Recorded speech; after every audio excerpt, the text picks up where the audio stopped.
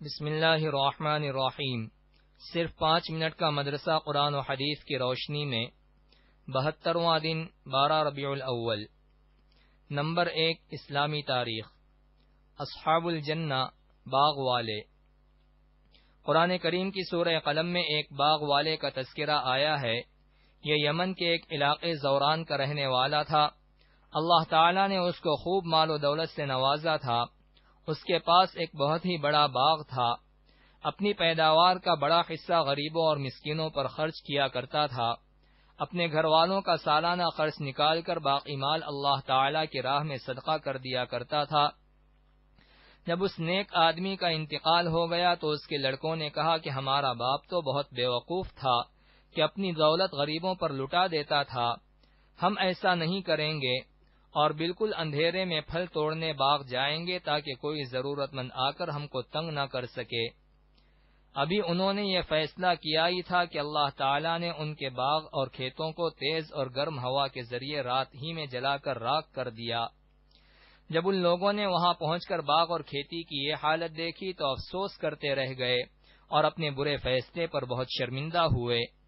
بلا شبہ غریبوں اور مسکینوں کا حق نہ دینے والوں اور خدا کی راہ میں خرچ نہ کرنے والوں کے ساتھ اللہ تعالیٰ کا ایسا ہی معاملہ ہوا کرتا ہے۔ نمبر 2 حضور صلی اللہ علیہ وسلم کا معجزہ۔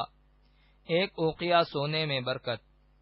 حضرت سلمان فارسی رضی اللہ عنہ فرماتے ہیں، جب مجھے رسول اللہ صلی اللہ علیہ وسلم نے میرا قرضہ ادا کرنے کے لیے سونا دیا تو میں نے کہا یا رسول اللہ اتنے سے میرا قرضہ کیسے پورا ہوگا؟ تو رسول اللہ صلی اللہ علیہ وسلم نے اس کو بوسہ دیا اور پھر مجھے دیا اور فرمایا جاؤ اللہ تعالیٰ اس سے تمہارا قرضہ ادا کر دے گا۔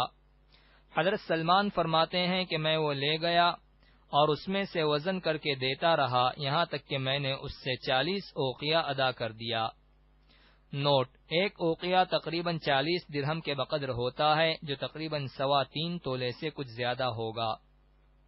نمبر 3 ایک فرض کے بارے میں۔ پردہ کرنا فرض ہے۔ قرآن میں اللہ تعالیٰ فرماتا ہے، اے عورتوں تم اپنے گھروں میں ٹھہری رہا کرو اور دور جاہلیت کی طرح بے پردہ مت پھرو۔ خلاصہ: تمام مسلمان عورتوں کے لیے ضروری ہے کہ جب کسی شدید ضرورت کے تحت گھر سے نکلیں تو اچھی طرح بدن اور چہرے کو ڈھانک کر پردے کا خیال رکھتے ہوئے باہر جائیں، کیونکہ پردہ کرنا تمام عورتوں پر فرض ہے۔ نمبر 4 ایک سنت کے بارے میں۔ جہنم کے عذاب سے بچنے کی دعا۔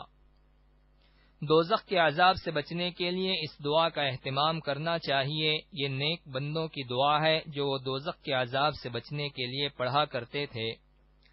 ربنا اصرف عنا عذاب جہنم ان عذابها کان غراما انها ساءت مستقرا ومقاما۔ ترجمہ: اے ہمارے پروردگار ہم سے جہنم کا عذاب دور رکھ کیونکہ اس کا عذاب پوری تباہی مچانے والا ہے اور بے شک جہنم برا ٹھکانہ اور بری جگہ ہے۔ نمبر 5 ایک اہم عمل کی فضیلت۔ آنکھوں کی بینائی چلے جانے پر صبر کرنا۔ رسول اللہ صلی اللہ علیہ وسلم نے فرمایا، اللہ تعالی فرماتا ہے جب میں اپنے کسی بندے کو اس کی 2 محبوب چیزوں کی آزمائش میں ڈالتا ہوں اور وہ صبر کرتا ہے تو میں ان 2 محبوب چیزوں کے بدلے اسے جنت عطا کرتا ہوں۔ 2 محبوب چیزوں سے مراد دونوں آنکھیں ہیں۔ نمبر 6 ایک گناہ کے بارے میں۔ مرتد کی سزا جہنم ہے۔ قرآن میں اللہ تعالی فرماتا ہے، یقیناً جو لوگ ایمان لائے پھر کافر ہو گئے، پھر ایمان لائے پھر کافر ہو گئے، پھر اپنے کفر میں بڑھتے ہی چلے گئے تو ایسے لوگوں کو اللہ تعالی ہرگز نہیں بخشے گا اور ان کو سیدھی راہ بھی نہیں دکھائے گا۔ نمبر 7 دنیا کے بارے میں۔ دنیا ہی کو اپنا مقصد بنانے والے۔ قرآن میں اللہ تعالی فرماتا ہے، آپ ایسے شخص سے اپنا خیال ہٹا لیجئے جو ہماری نصیحت سے منہ موڑ لے اور دنیاوی زندگی کے علاوہ اس کا کوئی مقصد نہ ہو۔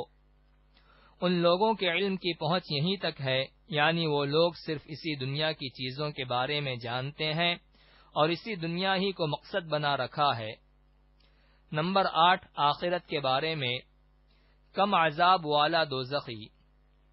رسول اللہ صلی اللہ علیہ وسلم نے فرمایا، اہل جہنم میں سب سے کم عذاب میں وہ آدمی ہوگا جس کے قدموں کے اٹھے ہوئے تلووں کے نیچے 2 انگارے ہوں گے، جس سے اس کا دماغ اس طرح کھولے گا جس طرح تانبے کی گرم پانی والی ہنڈیا کھولتی ہے۔ نمبر 9، طب نبوی سے علاج۔ زمزم کے فوائد۔ حضرت ابن عباس رضی اللہ عنہما نے زمزم کے بارے میں فرمایا، یہ ایک مکمل خوراک بھی ہے اور بیماریوں کے لیے شفا بخش بھی ہے۔ نمبر 10، نبی صلی اللہ علیہ وسلم کی نصیحت۔ رسول اللہ صلی اللہ علیہ وسلم نے فرمایا، مال خرچ کرو اور مال کو ذخیرہ نہ کرو، ورنہ اللہ تعالیٰ تم سے رزق کو روک لے گا، اور لوگوں سے مال کو روک کر نہ رکھو، ورنہ اللہ تعالیٰ تم سے رزق کو روک لے گا۔